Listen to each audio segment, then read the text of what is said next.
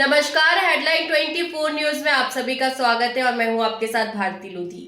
आइए बढ़ते हैं खबरों की ओर। समाजवादी पार्टी मध्य प्रदेश सरकार के इस बजट को पूरी तरह किसान विरोधी, महिला विरोधी, दलित और आदिवासी विरोधी मानती है। सरकार ने किसानों के लिए ना कोई कर्ज माफी की बात की, ना बिजली पानी की समस्या का हल दिया। महिलाओं की सुरक्षा, शिक्षा और स्वास्थ्य पर कोई ठोस योजना नहीं बनाई गई। दलित आदिवासी समाज की उपेक्षा कर सरकार ने फिर से अपने पूंजीवादी एजेंडे को पूरे आगे बढ़ाया है।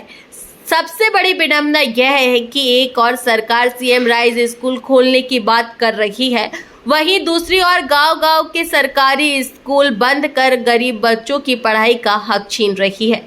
ये बजट गरीब, मजदूर, किसान, नौजवान, महिला, दलित और आदिवासी विरोधी है।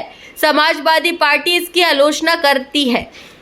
मध्य प्रदेश सरकार द्वारा पेश किया गया बजट पूरी तरह से खोखला है। यह बजट युवा विरोधी है।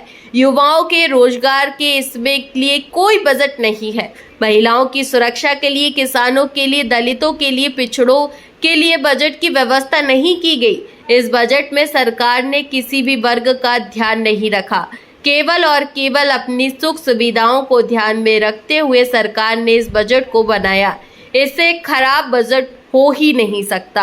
लाडली बहना योजना में कटौती की जा रही है। किसानों के कर्ज माफी की व्यवस्था नहीं है।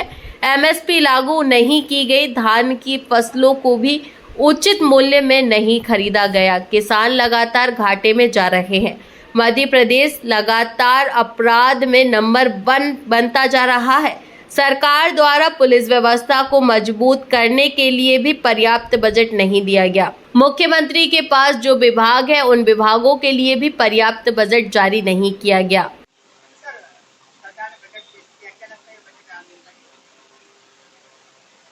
ये बिल्कुल भी हितैषी बजट नहीं है, ढकोसला बजट है। मध्य प्रदेश सरकार ने, देवड़ा जी ने जिस शायराना अंदाज में बजट को पेश किया है, तो आप समझ सकते हैं कि शायराना अंदाज कैसा होता है। तो बस बजट भी शायराना ही है कि वो आप बोल के खत्म हो जाएगा। बजट में आप देखेंगे तो महिला विरोधी बजट है। महिलाओं के लाडली बहना में भी कटौती की गई है। छात्र विरोधी बजट है। छात्रों के लिए कोई छात्रवृत्ति का अलग से प्रावधान नहीं रखा गया है। पहले जो छात्रवृत्ति मिलती थी वो कम कर दी गई है। दलितों विरोधी बजट है। दलितों के लिए कोई अलग से बजट नहीं दिया गया है। आदिवासी विरोधी बजट है। आदिवासियों के लिए दिखाया गया है, लेकिन आप देखेंगे पिछली सरकारों में भी जितने बजट पेश हुए हैं, ये इस सरकार का दूसरा बजट है। ये 21 साल की सरकार हो चुकी है भारतीय जनता पार्टी की। हर बार जो हमारे एससी और एसटी भाइयों के लिए, पिछड़ा वर्ग के भाइयों के लिए बजट आता है, उस फंड को यहाँ नहीं यूज करके दूसरे विभागों में दे दिया जाता है। सैलरी नहीं सरकार पे बस्ती बांटने के लिए, तो इस बजट को निकाल के पिछली बारी अपने अनुसूचित जनजाति विभाग से 200 करोड़ रुपए निकाल के लोगों को सैलरी बांटी गई थी। आप पता कर सकते हैं, आप देख सकते हैं इस चीजों को। तो ये सरकार केवल ढकोसले बजट है। न महिलाओं के लिए कुछ है, न नौजवानों के रोजगार की बात की गई है। और मध्य प्रदेश हमारा भुखमरी में दूसरे स्थान पे पहुंच चुका है। आप पूरे देश में अगर देखेंगे, हमारे मध्य प्रदेश की ये स्थिति नहीं होनी चाहिए। कर्जे वाला सबसे अधिक राज्य बन चुका है। एक अर्थशास्त्री का भी सुबह बयान सुन रहा था, तो मैंने पढ़ा कि बजट जो हमारा होता है, हम लोग घर का भी बजट बनाते हैं। बजट किसके हिसाब से बनाते हैं? कर्जे का आमदनी के हिसाब से बनाते हैं। तो सरकार को रेवेन्यू को बढ़ाना चाहिए। जो रेवेन्यू नहीं बढ़ रहा है, बजट में रेवेन्यू बढ़ेगा तब बजट को आप जमीन पे उतार पाएंगे। नहीं तो हम घोषणा तो कर देंगे कि हम इतना बजट दे रहे हैं। आप देखेंगे तो पिछले 21 साल की सरकार में ना तो कोई उद्योग धंधे भारतीय जनता पार्टी की सरकार में रखे। घोषणा वीर इससे पहले जो मुख्यमंत्री थे, मामू कहते हैं अपने को, जनता को मामू उन्होंने बनाया है। इन्होंने इतनी घोषणाएं की, इन्वेस्टर मीट की, लेकिन आज तक धरातल पर कुछ भी नहीं मिला। अब मोहन जी भी उसी राह पे चल पड़े हैं।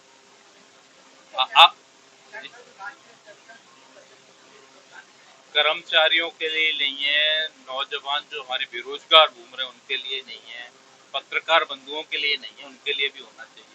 आप देखें किसी विभाग में आप चले जाइए, स्वास्थ्य विभाग में के लिए नहीं है। और तो छोड़ दीजिए, हमारे मुख्यमंत्री जी के पास बहुत सारे विभाग हैं, 15 या 16 विभाग हैं उनके पास।